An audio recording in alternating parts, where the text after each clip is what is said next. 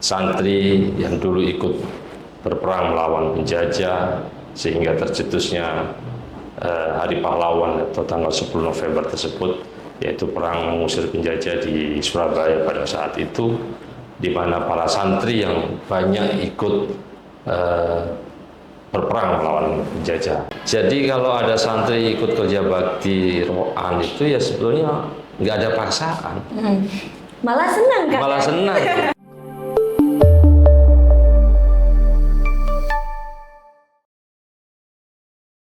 Assalamualaikum warahmatullahi wabarakatuh. Hai Sobat The Studio, kembali lagi di podcast Dakwatuna, tempat ngobrol santai tapi penuh makna. Hari ini memperingati suatu yang salah satu sangat berarti untuk saya, yaitu memperingati Hari Santri Nasional. Nah, beruntungnya kami tim Dakwatuna dapat mengundang salah satu tokoh agama yang sangat penting ini. Karena beliau merupakan ketua PCNU Kencong, kemudian juga seorang pengasuh di salah satu pondok pesantren di Gunung Emas, Darul Mukomah, dan sekarang menjabat sebagai wakil rektor 3 di kampus kita. Nah, for your information, kalau biasanya narasumber yang deg-degan, hari ini saya yang deg-degan. Karena beliau ini adalah kiai saya ketika saya mondok di pondok yang pertama. Jadi ini sangat mendedekkan untuk saya. Langsung saja kita kenalan dengan narasumbernya. Assalamualaikum Gus. Waalaikumsalam warahmatullahi wabarakatuh. Saya deg-degan.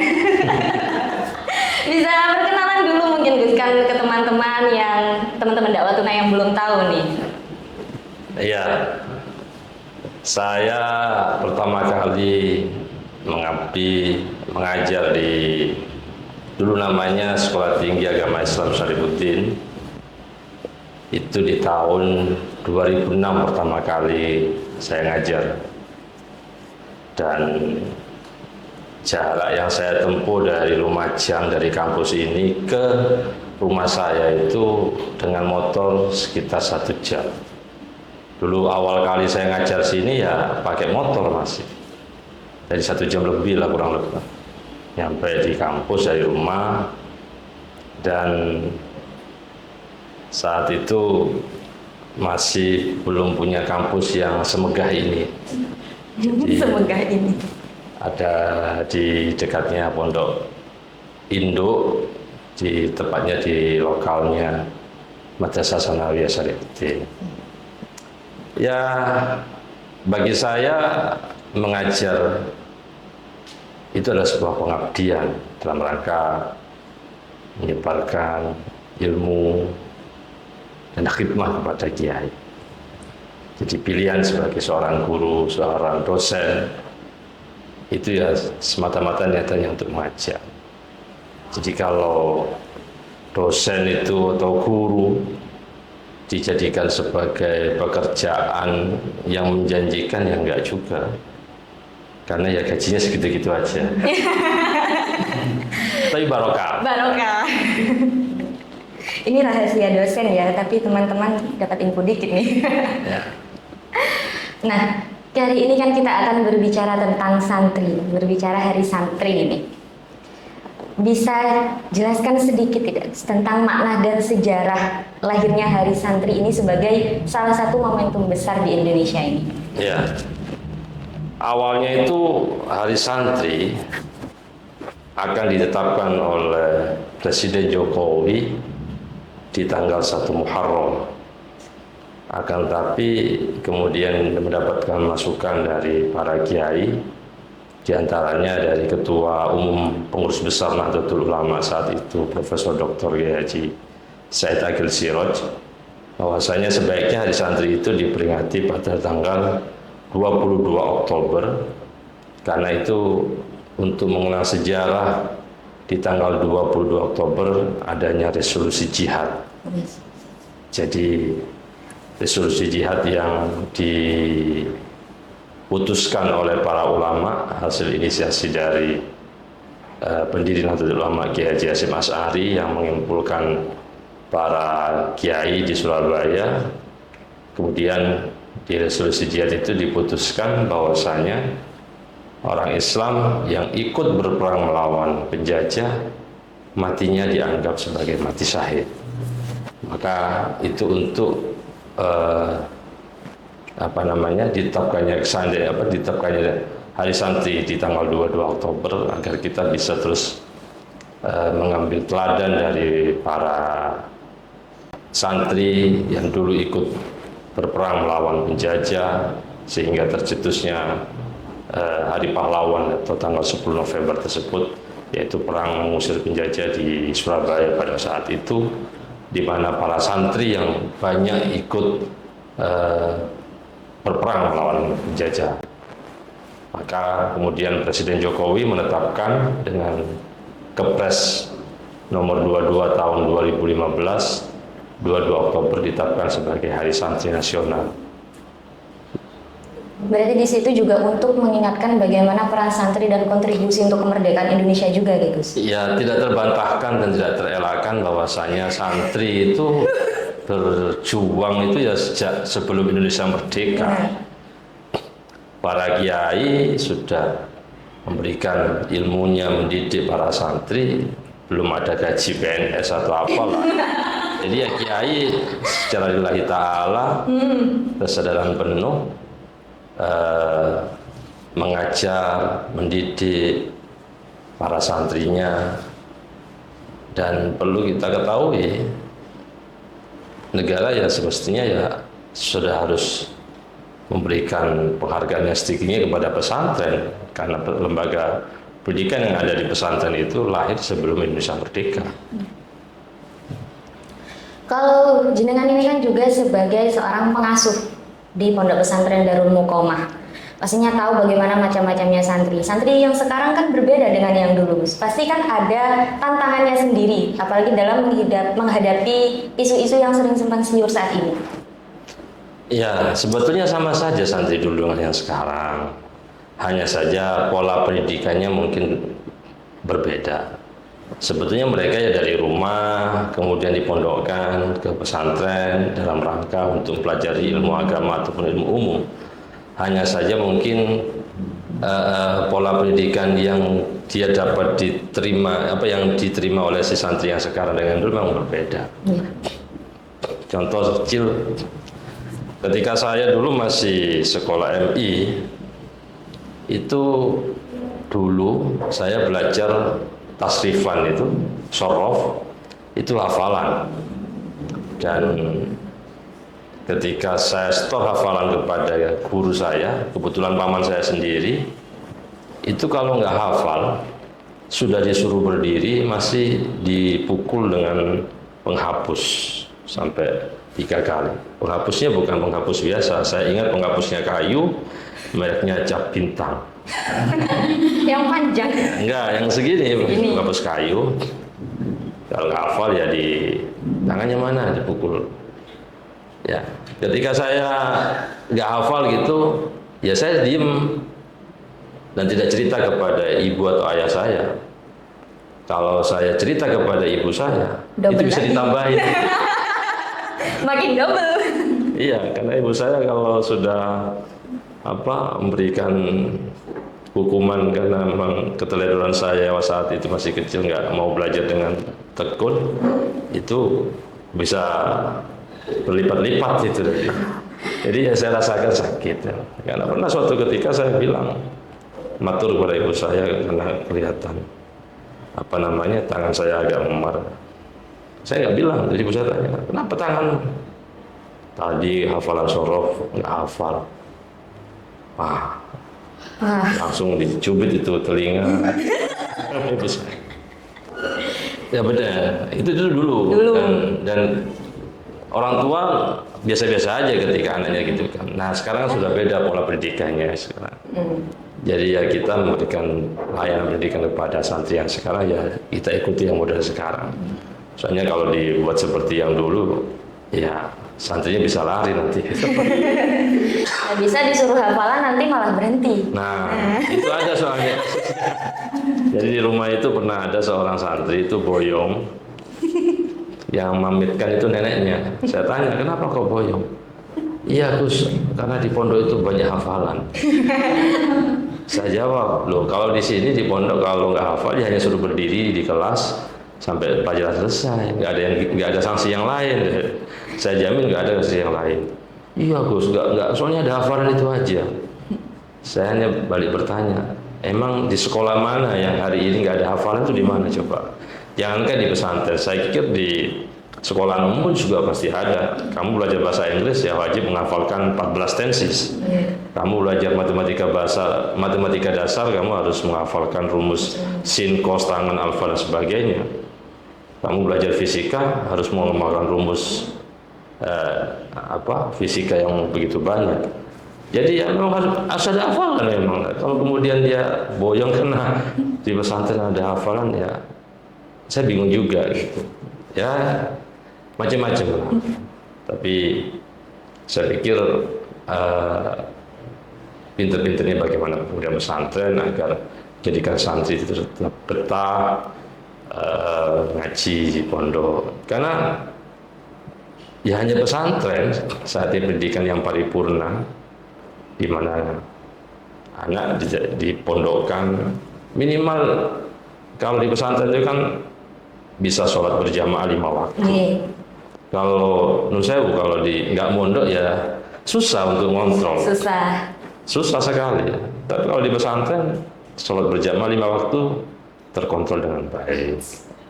Ngaji Quran habis maghrib atau habis subuh itu juga ada. Kalau nggak mondok biasanya ya nusewu. Kadang mereka yang tamat SD kemudian masuk SMP udah nggak ngaji ke TPQ lagi biasanya kan sekarang itu. Sudah malu biasanya. Iya, karena sudah wisuda hatam Al-Qur'an. Jadi sudah nggak ngaji lagi gitu. Hatam Al-Qur'an. Nggak berangkat ke TPQ-nya lagi gitu. Padahal kalau di pondok ya terus. Maka dari itu hari ini pendidikan agama kemudian juga di pondok itu dibelajarkan dengan kemandirian. Itu aja di pesantren. Nah, berbicara tentang isu-isu, saya yakin jenengan pasti juga tahu tentang isu-isu yang saat ini tersebar. Salah satunya itu ada pondok pesantren Al-Khazini yang kemarin mendapatkan musibah lah akibat gempa yang terjadi. Nah, di situ kan juga ada momen ketika para santri itu bekerja bakti lah. Membantu pondok pesantrennya membangun kembali gotong royong, tapi itu menuai banyak kritikan dari beberapa orang yang katanya itu mereka itu dipondokkan untuk belajar, bukan untuk diperbudak lah, kata kasarnya seperti itu. Bagaimana tanggapannya dengan seperti itu, Gus? Ya, saya pribadi turut berbelasungkawa atas musibah yang menimpa pondok pesantren Al-Khazini. Karena ada beberapa santri yang syuhada santri ini yang wafat saat ada musibah bencana, musibah robohnya musola di pondok pesantren Al-Khazini. Ya itu sebagai evaluasi lah. Pondok Al-Khazini ini pondok tua, sangat tua, lebih 1 abad, dan baru sekarang mungkin di antara sekian pesantren yang ada di Indonesia yang kemudian dalam tanda kutip mendapatkan musibah yang besar dari sekian pesantren yang ada di Indonesia ya baru sekarang ini ya. Kemudian digeneralisir bahwasanya pesantren itu bangunannya tidak standar dan sebagainya. Ya nggak bisa kita kemudian mengeneralisir seperti itu. Ini adalah sebuah musibah dan memang pihak pesantren pun sudah akan melakukan evaluasi dan bertanggung jawab atas kejadian tersebut. Dan itu sekarang masih proses. Begini, kalau masalah kerja bakti atau ro'an bahasanya santri, itu sebetulnya adalah murni panggilan pribadi, panggilan hati untuk bisa berkhidmat kepada kiainya, kepada pesantrennya. Karena santri itu kan di samping juga dia dididik masalah agama, ilmu agama, tapi kan di pesantren itu kan santri juga dibekali dengan keahlian, skill lah begitu, keterampilan. Jadi kalau ada santri ikut kerja bakti ro'an itu ya sebetulnya nggak ada paksaan. Malah senang kan? Malah senang. Apalagi habis ro'an kerja bakti kemudian dikasih makan panjang bersama. Minta ampun itu. Alhamdulillah itu. Bahkan kalau perlu gak usah ngaji, yang penting tiap hari rokan gitu. Betul. Itu. Itu sempat dirasakan kok sama saya. Bahkan Iya. sampai sekarang. Dan akan menjadi kenangan selamanya bagi seorang santri kalau kemudian dia sudah menjadi alumni, balik ke pesantrennya melihat, oh bangunan ini adalah dulu saya pernah ikut andil dalam pembangunan pengecoran ini. Dan waktu saat pembangunan pengecoran itu bukan santri yang menjadi tukangnya, ada tukang sendiri loh. Ada tukang profesional, jadi ada kepala tukang dan anak buah tukang. Santri hanya sebagai asisten dari mereka saja. Nggak, coba dah sampai lihat di mana yang namanya ro'an itu pasti hanya sebagai asisten saja, membantu Pak tukang mengambilkan semen lah. Kalau yang pengecoran sebagainya, kemudian masang besi, kawat, pengikat kawat sebagainya, itu tukang. Jadi saya punya cerita. Ada salah satu alumni Pondok Pesantren Darul Muqomah, namanya saya lupa, Mas Arifin, panggilannya Emping. Itu kerja di Malaysia. Jadi dia tamat SMA, kemudian dia kerja ke Malaysia. Saya pernah ketemu tahun 2015 ke rumahnya di Malaysia. Nyampe sana itu dia punya rumah banyak. Tahun 2015 itu saya tahu dia punya mobil itu 3. Masya Allah, melebihi kiainya ini. Seingat saya baru punya satu mobil mungkin separuh dari harga mobilnya dia. Saya tanya kepada dia, loh Mas, sampean itu dulu kan di pondok tamat SMA kemudian hijrah ke Malaysia. Iya Gus, saya boyong dari Pondok Darul Muqomah kemudian ke Malaysia jadi tukang. Awalnya tukang biasa, kemudian saya naik jadi kepala mandor, jadi mandor kepala tukang. Terus naik lagi sampai kemudian saya sekarang menjadi kontraktor. Lalu saya tanya, sampai kan nggak pernah kuliah, ilmu arsiteknya dari mana? Nggak pernah mengenyam fakultas teknik sipil lah kalau di Indonesia. Iya, saya nggak pernah kuliah. Terus ilmu arsiteknya dari mana? Ya, saya cari orang, jasa arsitek, saya bayar dia. Nah sekarang saya di kontraktor baik mau buat rumah baru atau mau rehab rumah yang sudah ada. Nah kalau di Malaysia itu kalau ada orang itu punya rumah sendiri itu kaya, karena mereka rata-rata itu hidup di rumah susun, di apartemen lah seperti itu. Jadi kalau di Malaysia itu ada orang kok punya rumah seperti di Indonesia, ada tanah, ada rumah sendiri, itu kaya orang. Dan saya tahu, saya diajak ke tempatnya dia itu, di rumah saya yang 1, 2, 3, 4 pada saat itu.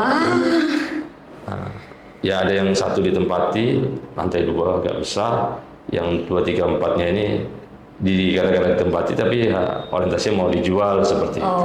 Jadi kontraktor, tamatan SMA itu. Dia kalau mengatakan bahwasanya saya bisa seperti ini, gimana Gus? Gimana?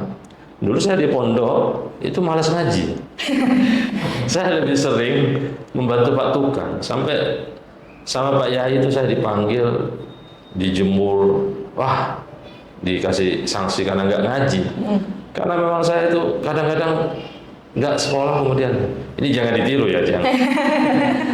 Hanya kemudian takutnya hasilnya nggak sama. Nah, nasibnya nggak sama. Ngaji kemudian saya ikut Pak tukang itu. Nah, dari situ saya belajar.